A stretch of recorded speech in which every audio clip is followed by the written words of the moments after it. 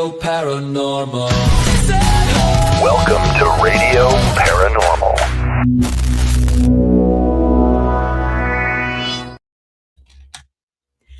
That's a whole lot better than me having to make up on the fly an intro because I don't know how to play stuff. So much better. You sang well. Oh, thank you. Well, I sang in a well. You ever had one of them weeks where, like, it's nothing but bad luck? Like, if it was raining boobies, I would get hit between the eyes with a pecker.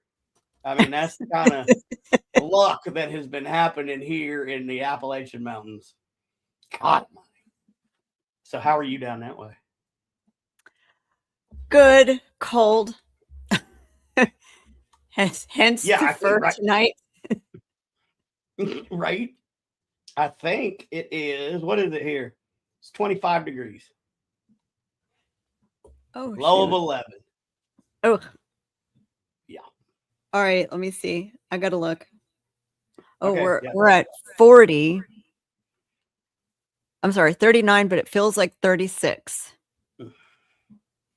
You getting close. Last night it was 20 something. So Yeah, last night it was -5. ugh. We had Crew de Vue, or I'm sorry, was it Crew de Vue? Yeah, Crew de Vue last night was one of our Mardi Gras parades. This last weekend, other than Barkus, I think it's kind of the last weekend for Mardi Gras parades in the quarter, and went to a house party for it because of road construction. So brilliantly planned by the city.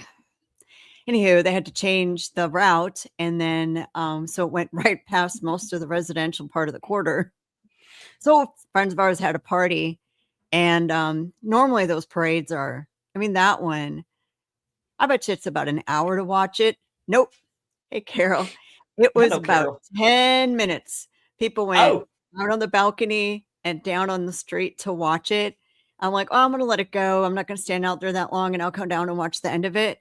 And by the time I decided to go back down there, they said, well, that's the shortest parade I've ever seen. They were literally running through the whole parade route.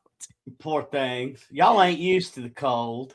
No. Well, and then the river's right there. So oh, yeah, that was even worse, probably. Add humidity to cold, and that's just miserable. I guess the dry cold is not as cold. I don't know. I don't know. I've heard that. And cold, look, I've been in the Arctic Circle. Oh, I see you, Father. Our guest has come back, and it looks like he's back on his computer. Yay. So, okay. So, let's see. We talked about the cold. We talked about getting hit between the eyes with a pecker because my luck's that bad. What else do we have to talk about? Or should we just get into like our guest? I can't wait to learn from our next guest. We just need to remind everyone, don't eat the baby. Why not? Like, listen, if I get a Mardi Gras cake and I get the baby, you're supposed to eat the baby, and that makes you the king of the Zulus. You didn't get your Mardi Gras cake yet? I sent one to you. Well, I mean, we have been sort of shut down for like a week, so it would have gone out Wednesday. Well, then we should be getting it pretty soon. Then you'll know then you'll understand why. Yeah, so apparently when I was 5 and 6, and I was looking at New Orleans and whatever, this is what I thought. I thought you eat the king cake, and then whoever gets the baby eats the baby, and then you become a black person with the Zulus. And this is what I thought as a child. Oh my God. So I wanted, so I guess you don't eat the baby and you don't get to hang out with the Zulu people. I'm just going to apologize to Zulu.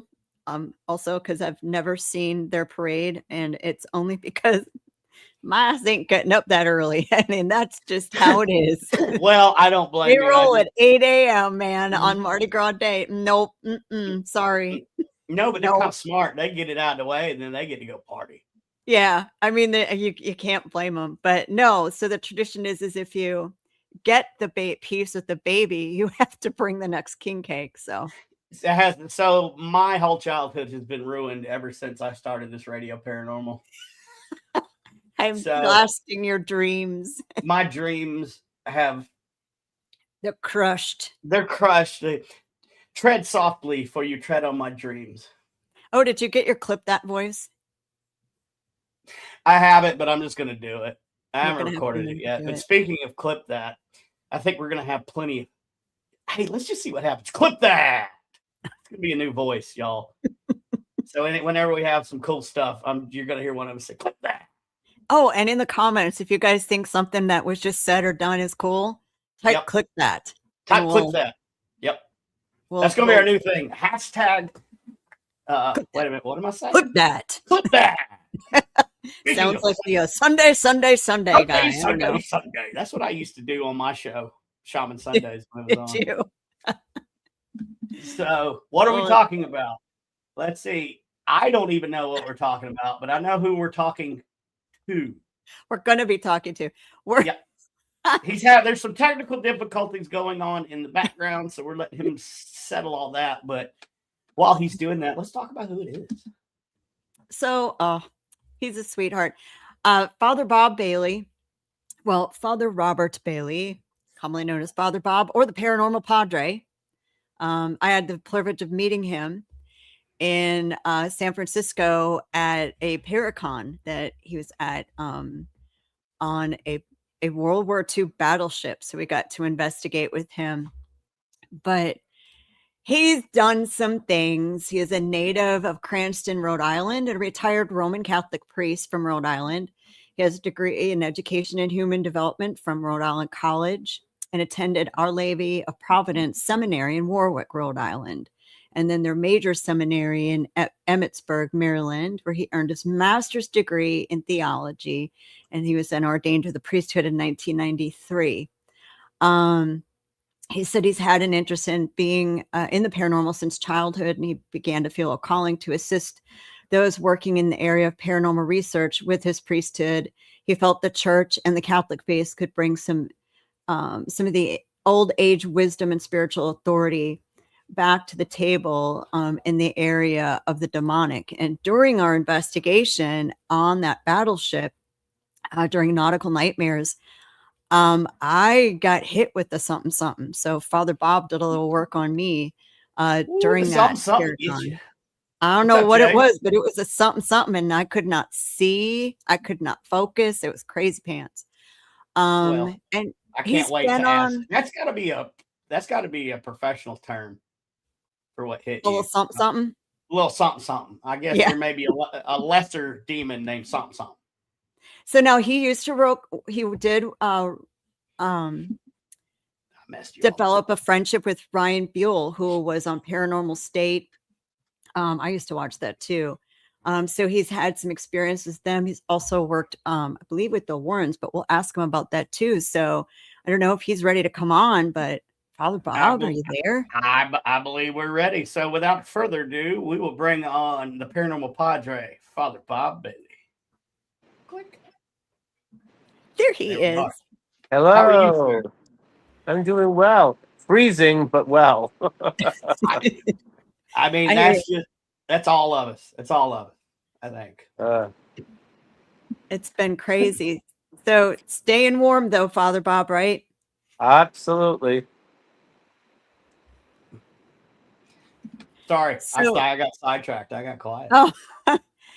So what do you have coming up? So people can come to the New Orleans Paracon July 31st through August 2nd, and they're going to hear you talk, which is going to be amazing. I think you're going to talk about what angelology is, and that was something I think we're going to have you thought about focusing on. And what else? What else are you going to teach people? Well, I think that what I like to really accentuate is what I call positive paranormal phenomenon. We've heard enough about the scary stuff, and we know that well. But when I started doing the tour with Annabelle, I brought my relics and started speaking about miracles and some of the relics that I have that were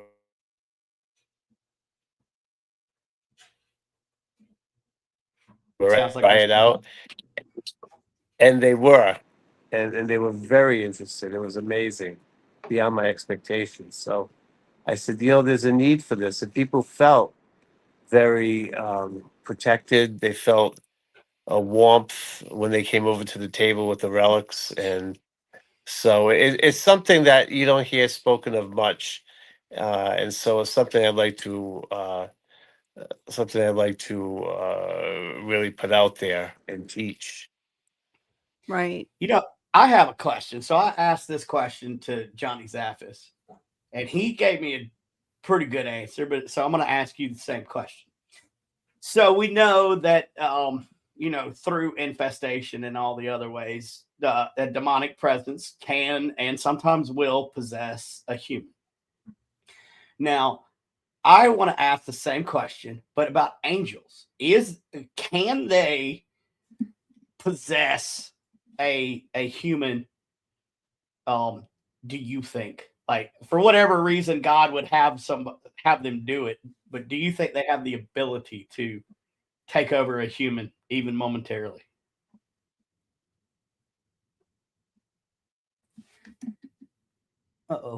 I think we have. I believe we have some technical issues. We have a frozen Father Bob. Frozen Father Bob. He did say he was cold. Frozen Father Bob. I don't think I could say that. Hey, Bill. That was something. Oh no, we lost him, but I'm glad Bill's here, because you know what I didn't do in the last show is tell people how to book Bill, because we closed off the show so quick. So while Asia is in the comments and we have Bill, let's just say, stop it, Joanne. I know there's crickets, okay? Don't make me come up there to Canada. I'll do it, and I'll freeze on my way. I forgot what I was saying. Oh, yeah. So if you guys would like to book Bill Slevin, please go through Asia. And I don't know much else. I'll let Jen take that over. We're going to pull Father Bob back up. Yeah, BillSlevin.com, I believe, is how you do it. So, and that'll get through all of them. So, Father Bob. Yeah, I don't know what's going on. I mean, I have a fairly good Wi-Fi, so I don't know what's going on. Well, did you hear the question? Were you able to hear the question? No, not at all. Okay, well, I'll shorten it. So we know that demons in the proper way can possess a human. Do you think angels have the ability to do the same? They would not do that, I don't believe, because that's just not in their nature to possess somebody, to take over, because we have our free will. We have our uniqueness as human beings created in the image of God. Angels can inspire people. Angels can help people and give them wisdom, but I don't believe that they would possess people. Okay. Just a question that's always floated around in my head, and I, just curious. Did John say the same? He kind of went with a maybe they can, maybe they can't. Oh, that's safe. I mean, that's kind of where I'm at. Like, I don't know. I don't talk. Yeah, I mean, I don't know. I've just never heard of a case of a possession by an angelic being. Mm-hmm. So we've worked with, and I hope you get to come out to the Andrew Jackson Hotel, Father Bob, since we're going to talk about a more positive part of this whole thing, because even TV shows and investigations, what does it sell? All the negativity. Yep. And they don't understand. Sometimes you just want to have fun with them. And when you're having fun, what does that attract? Fun, good, positive, right? And you focus on the negative, that's what you get. But the Andrew Jackson, I'd love to get your opinion of what an energy named Master is, because we've brought this to the church as well. Our theory is he's some kind of conduit to a lower level-ish, I don't know what to call it, angelic that appears for people who've lost children. Yep. And it's not every person. So not every person who's lost a child has this phenomenon Mhm. appear. It's only certain people. So now we're trying to figure out what's the difference. And it's men and women. Have you ever heard of Interesting. stuff like that happening? Well, I believe the angels are messengers Hmm. and bearers of good news, bearers of protection. That we have guardian angels, communities have guardian angels, groups have guardian angels. Each nation has their own guardian angels. So there could be a guardian angel over lost people that probably works with Saint Anthony, you know. Hmm. Right. And I think that's something that it's not taught a lot, is that sometimes we're taught, oh, it's Saint Michael, it's Saint Anthony, but there are Right. other Oh energies yeah, that work under them. But we of only course. talk about the main angel, I guess, right? Right, right. Yeah, and maybe because we don't know, they're not named, we don't know much about them, only that they're there, you Hmm. know, and usually in the angel's humility, they would want to be just like that anyhow. That makes Right. sense. Joanne, I fear it. Joanne said she lost a child and she didn't get that on our stuff. Chris and I lost a child, and it appears for him, but not for me. Hmm. So that was our litmus, right? Well, We both. when I come down there, I'd like to see, because I lost a child. So I'm kind of curious to see if the phenomenon happens as well. So Right. And so then that's what got us wondering, what's the difference? We asked the energy that calls itself master, we think is an ascended master. Why? And I think we don't get an answer, maybe because we can't understand, or the answer's too long. The reason, or it's Hmm. too individual, right? So I don't know. No, I've never heard of that one before. but now, speaking about the lost children, that brings a good question that I've always wanted to ask. Um, do you believe in child spirits, Child spirits. like Yeah, a I think if child ghost? um on a couple of levels, yeah, I've heard of that. Either for some odd reason, which is not a norm, but an anomaly, Mhm. that you see a children's spirit wandering, looking for some parents or something like that. I'm not sure what to make of that. And then you have children's spirits who are already with God and who are just maybe here to do good work, like angels do. Hmm. Okay, that's a different take on it. Okay. Because we hear so much about the theory of age of reason, Right. and that is somewhere around what, 7 to 9 ish. 7, yeah, around 7. And so So, I mean, what's the theory is that if a child that passes before that is what they're taken straight. Right, they straight would up, be. They're yeah. not responsibility for any sin. Okay. And see, that's where I start questioning. So, if you get a 5-year-old spirit, I would sometimes wonder, could this be something pretending to be a child? Because young children, in my mind, are already with the Yes, Lord. that's always a possibility. And that's why people have to be careful when they're dealing with the other world.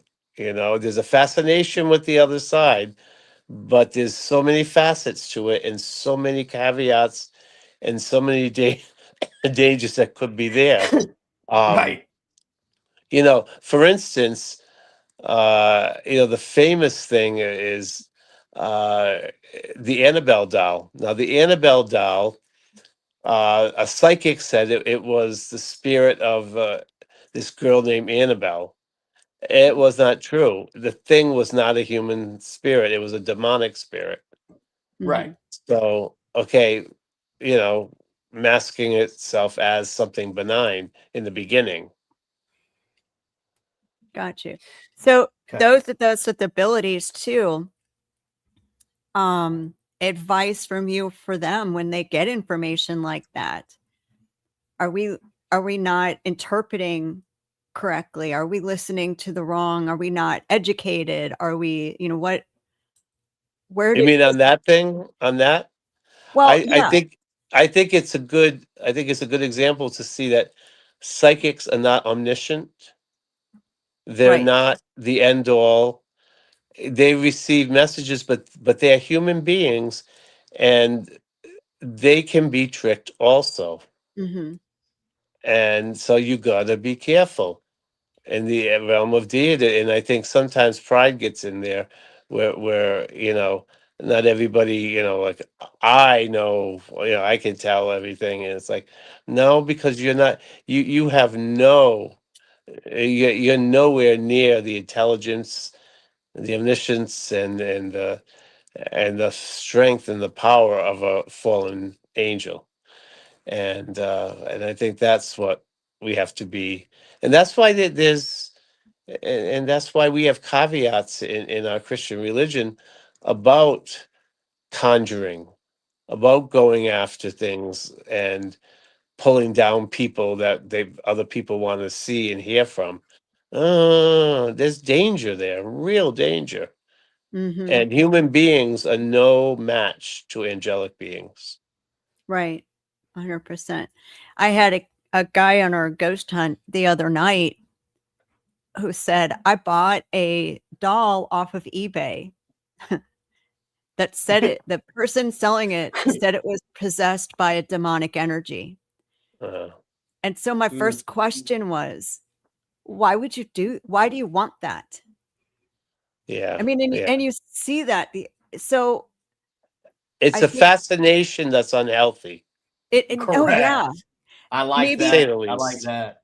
people need to hear, and I know you can speak from experience. What are the dangers of thinking that you want those things and bringing them into Well, your home? because then the home can get infested very easily. You can be oppressed by it. Now, we have to make a note here that inanimate objects cannot be possessed. Annabelle is not possessed by a demon. There is a demon that's attached itself. There's a subtle difference. Fair. Mhm. They can Fair. only possess people, but not objects. So that's why they can sometimes leave the objects and go somewhere else. So yeah, I think that's we have to know that subtle difference. But why you would? People are playing with fire. They think it's all fun and games. It's like the meme I love, and it has Anthony Hopkins holding a crucifix when he was playing the exorcism priest. It Yep. says everybody laughs at Catholics until they need an exorcism. I You mean, it's know, true. Yeah. yeah. I mean, it's like, yeah, the fascination with the negativity of the paranormal. It's disturbing. Let me tell you, when we did the Annabelle tour, I was shocked to the point that I was speechless, and I still do a mea culpa because I couldn't even respond. There was a mother who had a little child. The little child brought a bouquet of flowers to give an offering to Annabelle. Oh. And I Oh said, well, no. first of all, that mother should be whacked, first of all, because Yeah. she is whacked. And second of all, it's like, and I should have, and I did, I was so much in shock. I was so taken aback when I say, you realize that this is a demonic spirit that's attached, don't you? But they have no clue.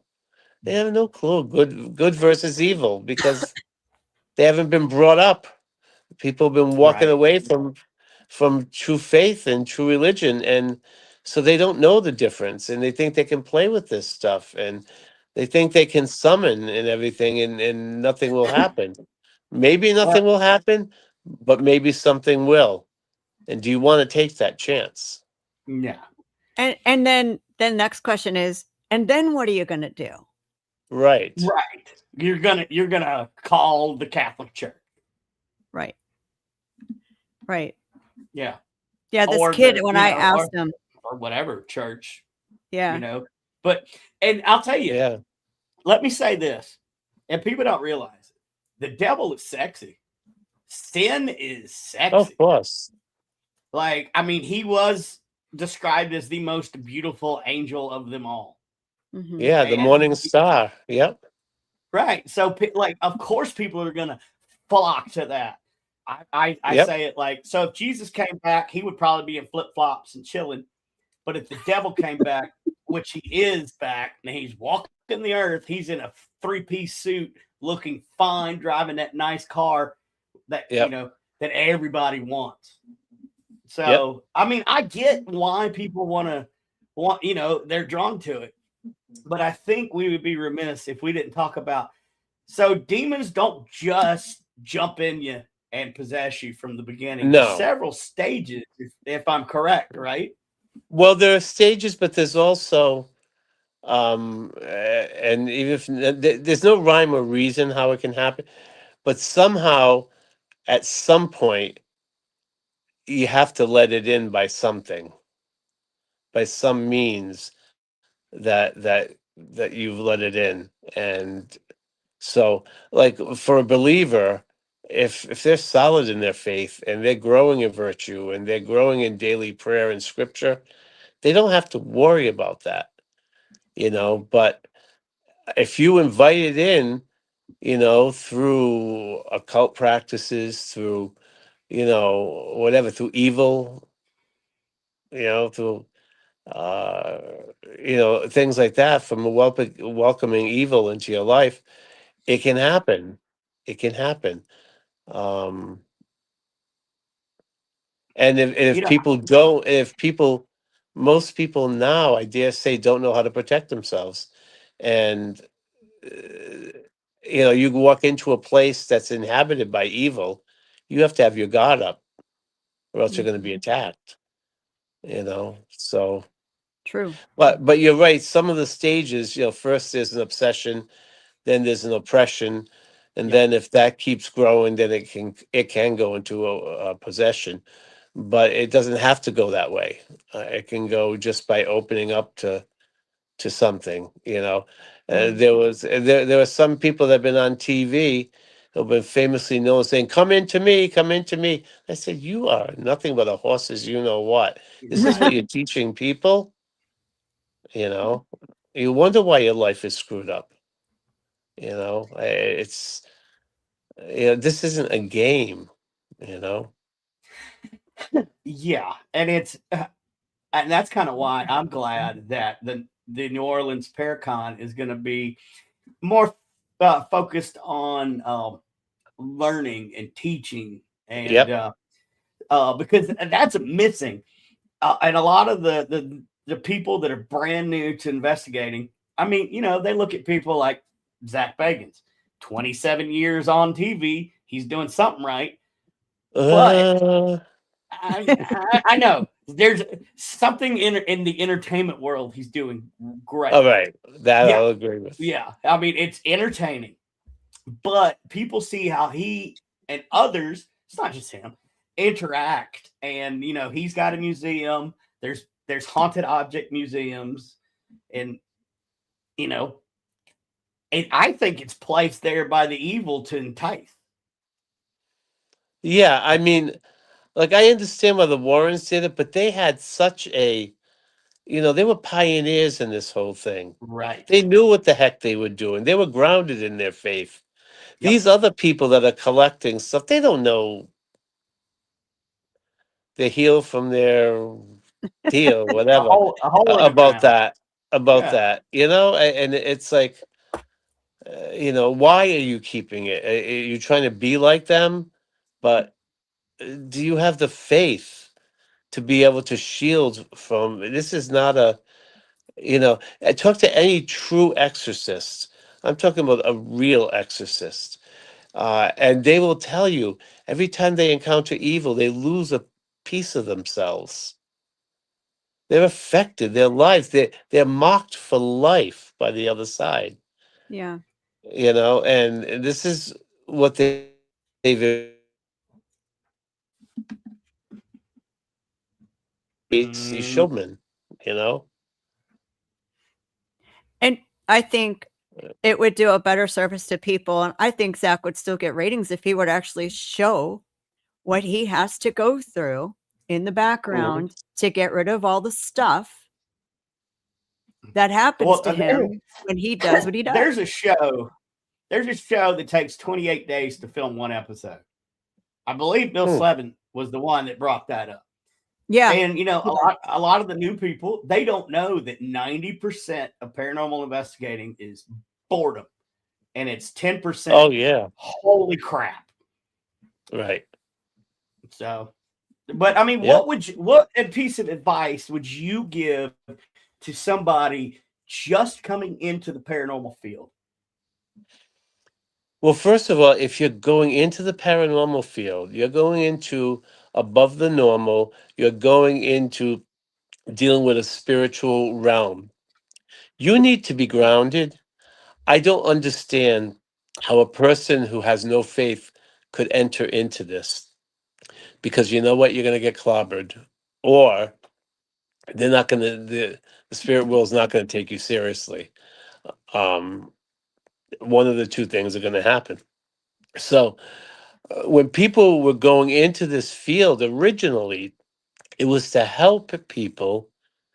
It was to give peace. If there were human souls there, perhaps they need to be crossed down because for some odd reason they didn't get to, or they're purgatorial spirits who need assistance, spiritual assistance, in crossing over to the light, or or they're benign spirits that are already with God, and they're just with their loved ones, or just happen to be wherever for a set purpose that God allows. So there's different. You have to understand all of that. You can't just read a book, watch a TV program, and say, I'm going to be an investigator. Because most of these investigations are for shits and giggles. They Right. go from one play, one experience, one high to another. But are you helping people? And I've overheard people say, "Oh, did you go to this con? Did you go to this con? Did you?" I'm not against paracons, obviously, but if that's Right. all you do, if that's all you do, this is a new crop of people that just don't get what this whole thing was established to do, and that was to help people, to bring resolve, some kind of resolve to them, either showing them, hey, this isn't paranormal. Hi, this may be psychological, or hey, yeah, there is something spiritual. Let's get you help. Hmm. But just And to go and that say, "Oh, the place is haunted," uh, I've been called out to two possible possessions in my 30 years of doing that. And both of those ended up being a huge mental health crisis on top of a substance abuse issue or something. mhm, People go around saying everything's demonic. No, it's not. Like, I've been no, doing this a long time. I ran into one thing that was evil that has touched my life that I saw in Iraq, and I'll never be the same.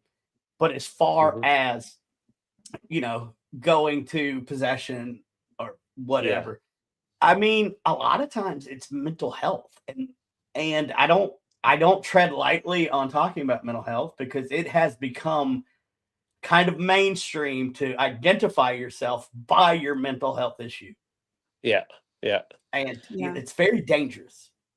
It is, and that's why people understand that the Catholic Church, unlike some of these other denominations that see the devil behind every corner and think everything is demonic, is before we can do a formal exorcism and deem that the person is truly demon possessed, we have to have a medical exam over the victim and a psychological makeup to see, because you start dealing spiritually, what saying is demons, when it's really, either psychological or medical, you're not going to help that person.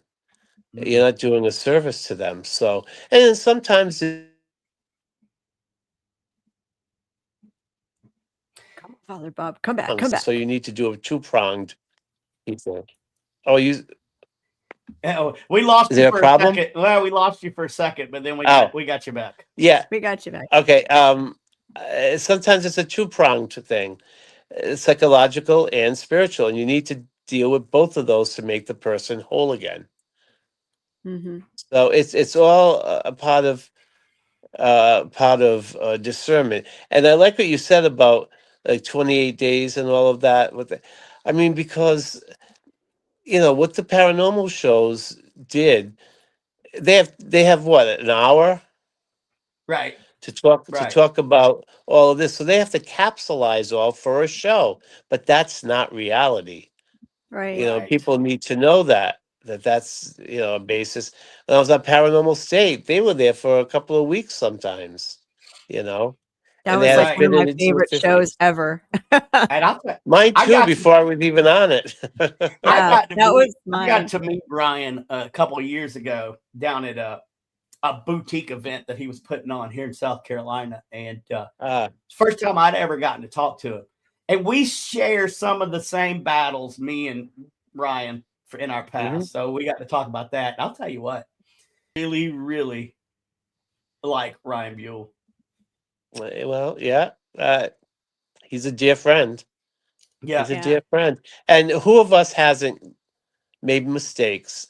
But he's Right. fessed up to that, Yeah. and that's why I stuck with him right through it all, because not only did he pull himself out, he got help, and now he wants to help people Yep. also Yep. Yeah. to give back. That's that doesn't always happen. In fact, it doesn't happen most of the time. Yeah. Pulling out of that type of addiction. Right.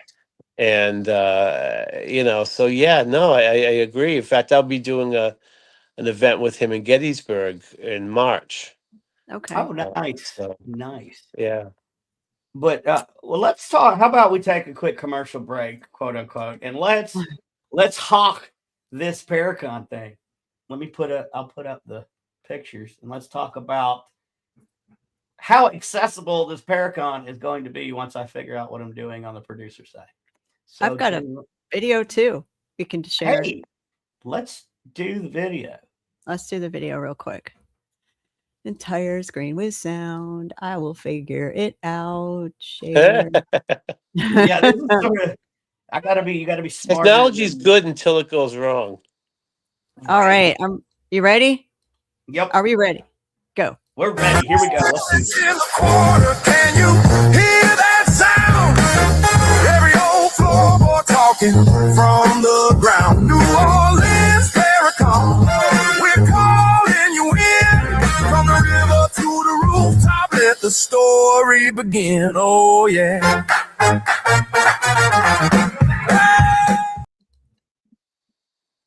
That is. That was exciting. I hadn't heard that Ooh, song thank yet. you. We even have a That's theme fun. song now. I'm so proud of that. So those prices for everyone that saw those are per couple, not per person. $300 is for the couple. It's $150 a person if you want to split it. That's the RIP package. That includes your hotel room for 2 nights, 3 days, 2 nights, access to the general admission classes and the vendor area. VIP includes an upgraded room, a couple of classes per person per day, and some ghost hunts. And then the Platinum Unlimited, if you want everything but the weekend with Patty Negri and Sam Beltrusis, which is an add-on to everything, that's where you want to go. You can kind of do everything. So the RIP is more like I'm going to customize for what interests me, and the Platinum is I want to do all of it. And the VIP is somewhere in between. So we tried really hard to make it affordable. There's Afterpay available. So if you go online and you qualify for Afterpay, you can split your payments up too, which is, us just trying to help.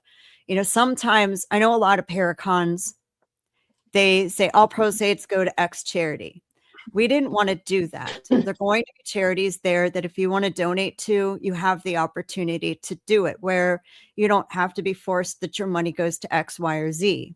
So instead, what we did was made it more affordable. So to have a little bit more disposable income to buy from the vendors, to take a class, to donate to a charity if you want. So it gives you a lot more flexibility and to put your money where you want it to go, for sure. I mean, it's a unique setup at this con. So I'm looking forward to it. And plus, so what? I've been in this business 30 something years. And I know I have enough knowledge and wisdom to know that I know nothing. So I look forward to these where I can sit in and learn from people because my expertise is not demons. Oh, Right. Father Bob It's Bailey always a is. learning process. You know, Right. to say anybody has it all, they no, stay away from somebody like that. Yeah, for sure, for sure.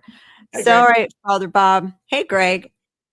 You were dear friends with Lorraine Warren. Is that correct? Yes, I met her. Well, I met Ed and Lorraine many years ago when I was in major seminary in Emmitsburg. I went with my friend to my classmate to a talk they gave at a college. I don't even remember where it is, and that's where I met them for the first time. But then I reconnected with her when I became part of Paranormal State, and I got to actually work with her on some of those cases. Wow. And it was, I mean, and we just took to each other just right away. Well, first of all, you know, she loves priests, but I mean, but we Right. just did. There was just something that I used to call her the paranormal Mary Poppins. I said I I could like just picture you because she has the bun behind her hair. She Yeah, would come yeah. down right. with her umbrella and her big bag, and will come a Bible, a cross, and holy water and everything, relics. And she That loved it. I made her laugh, and she loved it. Well, I told Asia after I met you, I wanted you to adopt me as like a granddaughter. So Uh-huh. I feel like you have the same energy. You're describing the same energy that you have too. Yeah, well, you know, if it's anything like Lorraine's, then that's a compliment, a real compliment. So, but yeah, it was great. It was great. I got to meet a number of people through Paranormal State.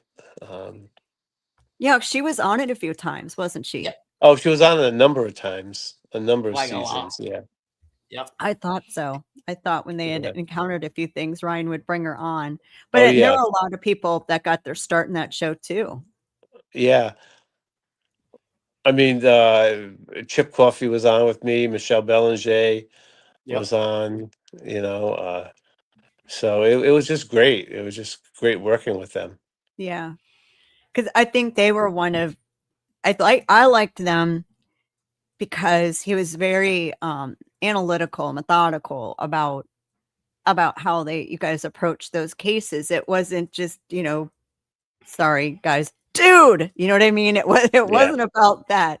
Yeah. And Yeah. Brandon's like, I know where you're But going. not only that, I but know.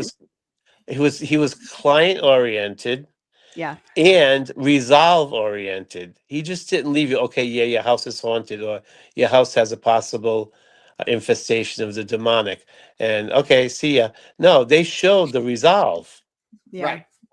whether it's through me in there or whoever, you know, they Hmm. showed that. And they had an element of faith. You know, he was the first one. You know, I started watching another, a show, and then they said, "Well, if you like that one," my parishioners were telling me, my young parishioners, "You'll love Paranormal State." I said, "Okay, let me check it out." And I saw Orion had a faith component, and that Yep. really right away attracted me. So I think it had its popularity. It was because it was very they were normal. Yep. It was just a different caliber. Yeah. It was natural. It was just natural. It was, and Very, it was fun. If you went on one of their outings, or what I forget what they called it now, my mind. Um, but field trips. Yep. We would go to different places, and the people and the caliber of people who really wanted to learn. And I remember like giving a call, course on spiritual warfare and all of that. And I would get a tremendous amount of people at it from that field trip. People wanted to learn and they asked questions, they engaged. It was a very different experience for me. I had never gone to Paracons, but I went to the field trips. And I got you. uh, Okay. yeah, Let's see. We're coming down to the last 15 minutes, and I don't want to make the same mistake twice. So, Father Bob, if people want to get a hold of you or to book you or to do anything to get a hold of you, how can they do that? I have a website. It's called holyswordapostolate.com. We also have a Facebook page called The Holy Sword Okay. Apostolate. And Yeah. and what do you have coming up that if people can't make it to the Paracon, where can they see you? Basically, right now it's March is my next one. Then there's August. I'll be there, and I think in September I'll be in Cleveland. So, Okay. yeah, So it's Getty's. It's what is it? Gettysburg is March 27th to 29th. Okay. Okay. Or us. Pick one. Oh yeah, Whatever's yeah. closer. So basically, if you want to see Father Bob and you don't, that's your fault. He's out there. We can get a hold. Oh, some people say I'm out there, all right. Well, I've been said. Some people have told me that for years. And I Yeah, just tell see. them, the VA has paperwork on me to say I'm crazy. Uh-huh. So, doesn't bother me. But So I have one question. I know we're going to do a little something special with you, Father Bob, but tell me, we carry on our investigations what we call a medicine bag. Uh-huh. What is your advice to people going out on investigations, pre and post? What's in that bag for protection and clearing? What's in it? Okay. What do you think should be in there? It depends on your faith tradition, of course. Right. If you have a Christian faith tradition, my war chest draws heavily from my Catholic Christian traditions because we have a treasure trove of things. So I bring, of course, the St. Benedict cross. I bring, if I'm going to a residential home, I'll bring 4 blessed St. Benedict medals, and after the ritual, I'll ask them to bury it in the 4 corners of the property to seal the property. I would bring holy water, anointing oil of Saint Joseph for protection for us, when we're going out. I have religious relics of the saints that I would bring. Um, a blessed candle. And the other thing that I just been realizing that wasn't in my war chest before is a little handbell that I bless because Yep. the demons don't like the sound of the church bell or the bells, and that's why one of the traditions of church bells was, to ward away evil. Right. So those are some of the things. Let me ask you this question: where did all the bells go? Like, you don't see that anymore. When I was a kid, I would, in the 80s and stuff, I'd walk around, I'd hear church bells, and they were at the actual bells. I mean, they still are around. Yeah, but I think even the recordings, if they sound like a bell and they're blessed, I think they would have an effect. But the carillons, you mean? Yeah, that's the more affordable way of doing it now, because it was some when their bell towers were crumbling because of the bell ringing, over the years. The vibration. Understood. I understand that. Yeah. I didn't think about that.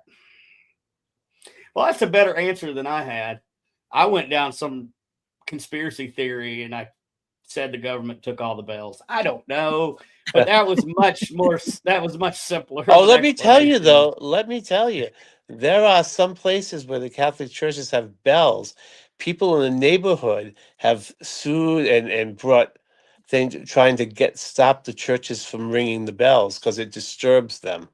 Oh, What kind? Goodness. Because it's 12 noon and for the Angelus. And it was wonderful hearing the church bells. There's something soothing about it, Yeah. but Right. then other people say, "Oh, it's bothering me," and all that. And in some communities, they've got them to block that, to so that they couldn't use the bells. And so, if you're not far away when it comes to conspiracy in some areas. Yeah. Why somebody would not want to hear a bell? The bells are just universally a beautiful thing. You Right. know. It is. And it's Yeah. not like the church is ringing them at 1 a.m. No, Like, and not you would all bother me day. you would bother me at 1 a.m. You're not going to bother Yeah. me at lunch, And you even now, know? they don't ring them at 6. They'll ring them at 7 or 8. You know, but I still like the traditional way, 6, 12, and 6. But anyways, it's a different age we're living in, sadly. Yeah. Yeah, it went from just I could be having the worst day when I was a kid. Of course, how bad was my day? But then I heard the bells, and I would immediately be relaxed. Oh yeah. So, And that was a you know, beautiful thing when I was in Rome on in my sabbatical. I was up on the hill over above St. Peter's, and you could hear the church bells ringing at different hours, and it was so nice, so nice. Same thing when we were in Assisi. You'd walk through those cobblestone streets, and you would hear the bells ringing, or that church at one point, this one, and it's just something mystical about it. You know. I mean, you're not Uh, wrong. It just in a bell period. Even if you go into a store and they actually have a bell on the door, that doesn't bother me as bad as the doorbell. Like yeah. bells inherently are relaxing, but who am I? Who am I? I'm a Yeah, nobody. maybe the telephone bell years ago wasn't that Yeah. No, that yeah. mystical, but So Father Bob, next time you talk to Chris, ask him what he thinks, how he feels when our doorbell rings here, and be prepared to hang on for a bit. Oh no. okay, I will remember. I'll keep it in my memory banks. So I do have one question, and then we'll end it with some fun. So I'm Protestant, born and raised. I don't know much about Catholicism, Hmm. but I do have a question about the Pope's hat. Yep, Why does it resemble a fish? a fish. It looks to me as if it is an ancient throwback to one of the Roman fish god. And No, it was actually, if you go on YouTube, now before the 1960s, they used to have a tiara, which was a papal crown. They no longer use the crown. They use the mitre. It's called a mitre. And that comes from the old Roman. Yeah, a lot of these dress comes from the Roman times and the Roman okay, dress, you okay. know. Just like the I would crozier that the bishop wear is a staff, is a shepherd's staff originally. That's where that came from. okay. I have all these questions because it's a whole lot more pomp and circumstance than the Protestant church. And there's Yeah. so much that I don't Unless I you're don't know Anglican. about. Well, or you're yeah, but I'm not. I was born Southern Baptist. I can't. Oh, okay. I'm about as far from Catholic as you can get. Yeah. But no, and I've heard all these questions about there's pineal glands supposedly all over Vatican City, which is the pine cone, and me not knowing the religious significance of things like that, of course I'm going to go down a rabbit hole. But Hmm. there's got to be an explanation of the pine cone and why the fountain was moved when it was moved and all that. Do you know about that, or should I Not just rabbit about hole? not about any specific um of fountains, but I mean pinecone was just a lot of times when it was just for a flower, it was just something that they artist's conception, Okay. like if Okay. you go to Portugal, you see in some cathedrals and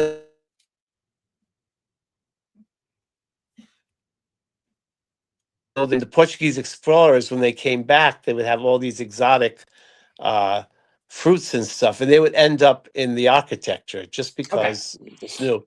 So yeah, it's much to do with an artist's conception. Well, that makes more sense than what I hear on the internet with all the Uh, and then like they're saying that there's no more room for another picture of another pope, and they're no, saying that's that this not is the true. last pope. Thank you. Okay, what is true about that? I'm curious about that. No, for Pope Leo, they just put his up there. They were saying that back in John Paul II's day, and since that we've had, Pope Right. Benedict and Pope Francis, now Pope Leo, and I saw his picture, and I saw the one right next to it. It was empty, so there's room. And you know what? It had nothing to do with a magical number. It's just what was up there at the time, and I'm sure if those run out, they'll be creative to create another one. There was nothing magical about the number. It's just the artist's conception of how many pillars and how many of those things he had up. You know. Fair. I mean, and that makes logical sense. Because when it was built, they were probably guessing, I'm going to say 50 popes. Let's just put 50 up there. Yeah. Maybe. So, okay, well, that makes perfect sense. Yeah, and there's 200 and something. Yeah. I was just curious, sometimes people like to go after the Catholic Church. And, of course. On one hand, the Catholic Church is not without their controversy. Of course. But of course. People look at the 10%. There's 10% of everybody that you just can't deal with. I don't care if it's religion, if it's at work, if it's whatever, there's that 10%. But if you look past the 10% and find, because there's a lot of Catholic priests and the overwhelming. Overwhelming majority. So we have to remember that the church is a divine institution that's run by fallible humans.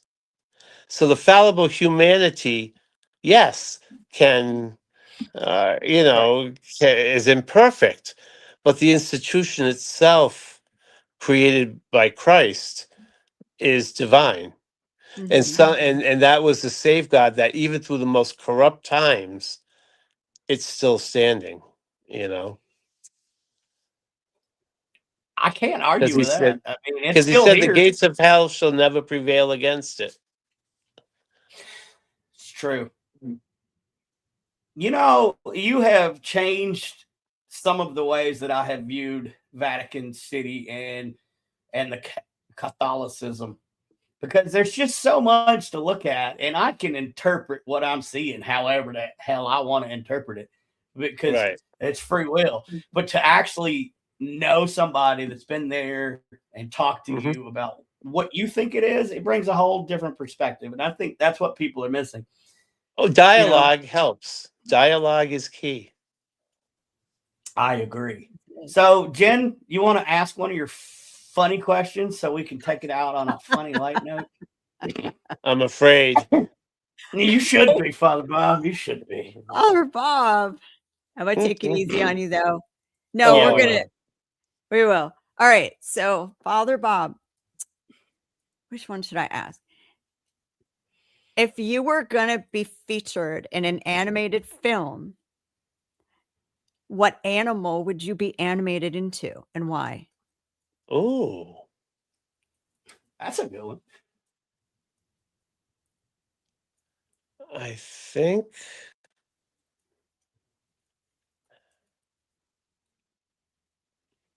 it would be an eagle. An eagle. Okay. The way it soars and flies and, can transcend the earth. Yeah. You who wouldn't want to fly? And you don't have to pay big fares for that either. Right. There you go. It's economical.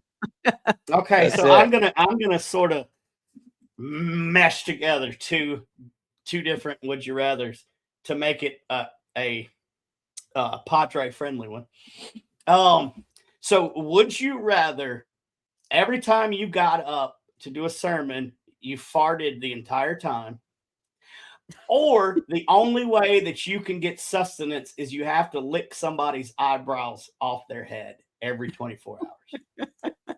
Oh my! Right? I didn't hear the first one because it went off a little bit.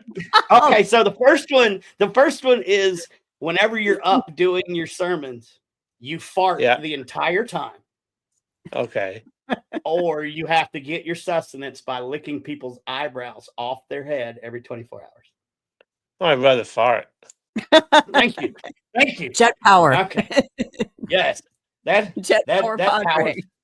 I ain't licking anybody's eyebrows.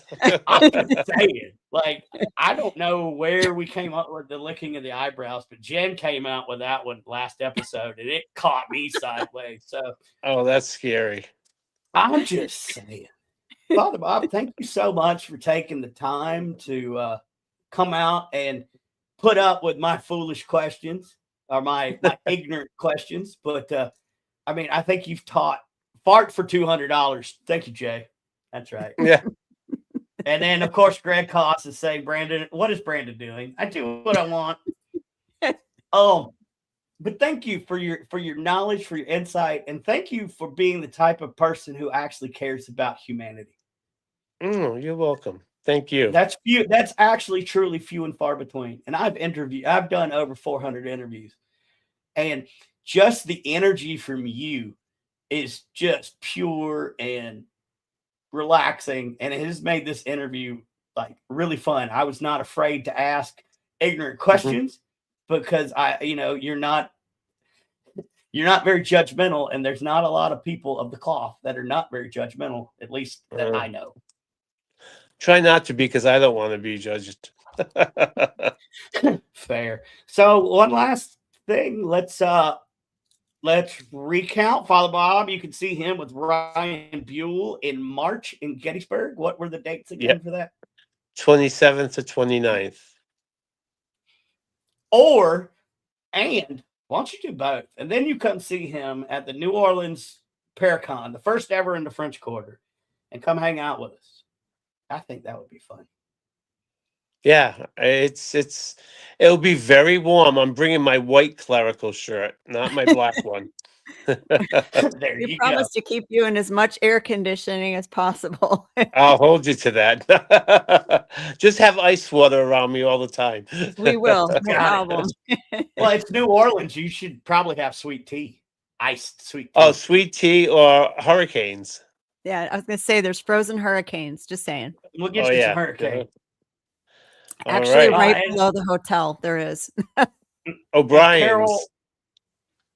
Carol reminds us to remember to smile.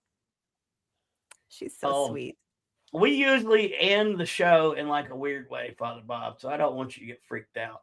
But I think the last main question, and I think it's on everybody's mind, and I don't know that I'll be able to go to sleep without knowing the answer to this. So